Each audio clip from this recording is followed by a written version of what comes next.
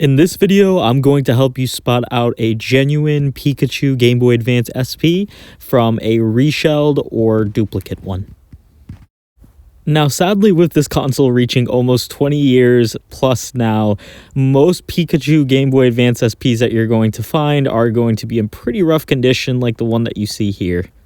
A lot of them have very deep scratches or wear on the front plate, and unfortunately, most of these consoles are going to be in this condition. So if you see one that seems to be in immaculate condition, chances are that it's too good to be true. Keep in mind that it's certainly possible to find a genuine Pikachu shell in good condition. However, it is going to cost you significantly more than the ones that are in a more rough condition. One of the first telltale signs of a genuine shell is that if you look closely on the nose, the one on the left is genuine, you're going to see that the nose is a more rounded shape, whereas the one on the right, which is a reshell, is more of a sharp triangular shape.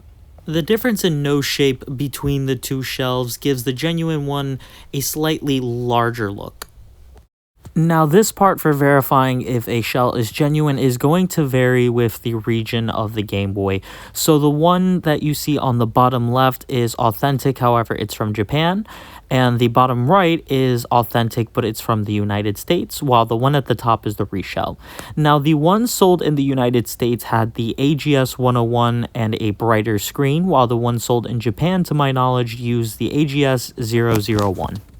Now, when we put these consoles in the darkness, you're going to notice that the reshell one does not have any light bleeding through, while the authentic 001 doesn't have any bleeding through, and the AGS 101, however, has some light bleeding through the top left section of the shell.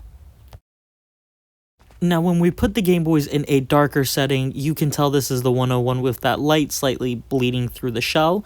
However, if we look at the reshell, we see that there's more green light bleeding through, and this is because the plastic used is rather thin and lower quality, so we see more of that light bleeding out compared to the two authentic models that we have. This difference in plastic quality is also noticeable throughout the shell. The one on the left here is the reshell, and we can see that the quality of the plastic is rather low. It's a kind of matte looking finish, and it's rather slim and thin where you can see the outline of the speaker, while the authentic Game Boy has a more solid look and a glossy finish.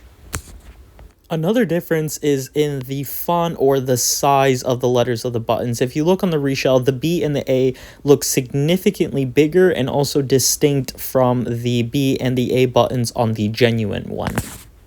Another difference is with the rubber used on the screen. You can see that the one on the left is a lot lighter. It's not as dark as the one on the right, which is genuine. Additionally, the one on the right with its age is going to collect a lot more filth and is going to look dirtier than the reshelled one. Now, the screens itself of the Game Boys are going to vary. If you look at these two at the top, these are AGS 101s, and they have a darker screen when turned off, and the one here at the bottom are AGS 001 that have almost of a gray look, and a lot of these reshells have these new LCD IPS screens that are significantly darker than either AGS 101 or AGS 001. So here they are all lined up. The one on the left is the 001, the one on the middle is the reshelled, and the one on the far right is the AGS 101 screen. And once again, we can see that the plastic is significantly different, with the authentic ones on the left and the right having a more reflective, glossy look, while the one in the middle, being the reshell, has a more dull and matte finish to it.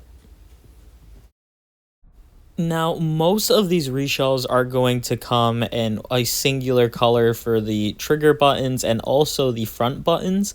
Most of the time, it's going to be either all brown buttons, all black buttons, and I've even seen reshell with all red buttons. However, if we look here closely, we can see that the reshelled trigger black buttons have a more matte appearance, while the genuine ones, although aren't necessarily glossy, have a more reflective look. Next, we'll be looking at the back label. If we observe the reshell, it's going to say Made in Japan, while the authentic one from Japan is going to say Made in China. Additionally, if we observe carefully, we can see that the font on the authentic one looks slightly different than the one on the Reshell. And we also notice that on the top right, there is this lettering and some numbers where that is non-existent on the Reshell. So just to give you a quick look again, we can see that the Reshell has a significantly different look with both the plastic and also the font on the lettering of the label. The one that you see on the top is the AGS 101 from the United States, and unfortunately mine doesn't have a label. However, if it did, it's going to look significantly different from the Reshell one here at the bottom, and also the ones from Japan. These are two authentic North American Game Boys with their labels intact. So the one on the left here is a AGS 101, and if we observe, it has a large barcode with lettering and numbers. The red one is an AGS 001, but it's also authentic in North American, and we can see that both the authentic ones have a barcode and have a significantly different look from the reshelled one. If we observe the cracks between the authentic Game Boy and the reshelled, we can see that the cracks in the authentic Game Boy have grime and dirt in them accumulated throughout the years. Additionally, we notice that the spacing between the screen and the bottom plate is different. We notice with the reshell, it has a slightly larger gap, and that's because the rubber that we put in is newer and just has less wear on it. Additionally, if we pay closer attention to the volume knob, we're going to see that in a lot of these reshells, the cut is not so even. We can see that it's kind of rough and it's not straight whatsoever compared to the authentic one that is at the top there. If we look closely, although it's difficult to see on camera, the authentic ones are going to look slightly darker and less of a matte color. We can see this better in this image. The one on the right is the reshell and the one on the left is the genuine one. We can once again see that the plastic on the authentic one is much glossier and looks much thicker and durable than the reshell.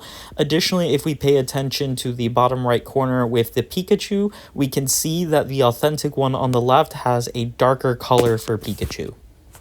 This difference is a little difficult to pick up on camera. However, the reshell on the right has a larger R on the copyright logo than the authentic one on the left. It definitely looks a lot more noticeable, or at the very least, it's not as prominent on the genuine one. So here's just a clear shot. If you pay close attention, you can see that the one on the right, the reshell, has a larger, more noticeable copyright logo than the authentic on the left. In this shot, we can see the difference in color and also on the plastic finish. The one on the right is the authentic one. It is a more darker yellow and a more glossy finish, while the one on the left is the reshell with a matte and just dull yellow.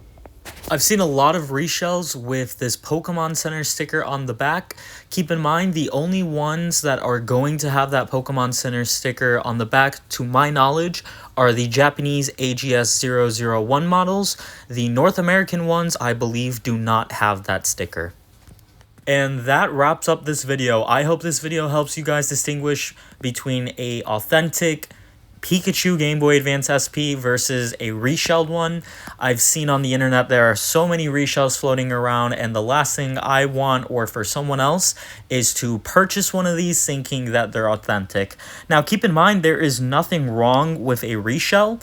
I own a reshell and I use it to play with on the daily, and I think they're very good. However, if you're a collector or just want the real deal, keep in mind that there's a lot of these reshells floating around out there, and it's best that you educate yourself to prevent making a mistake. Thank you guys again so much for watching, and I hope this helped.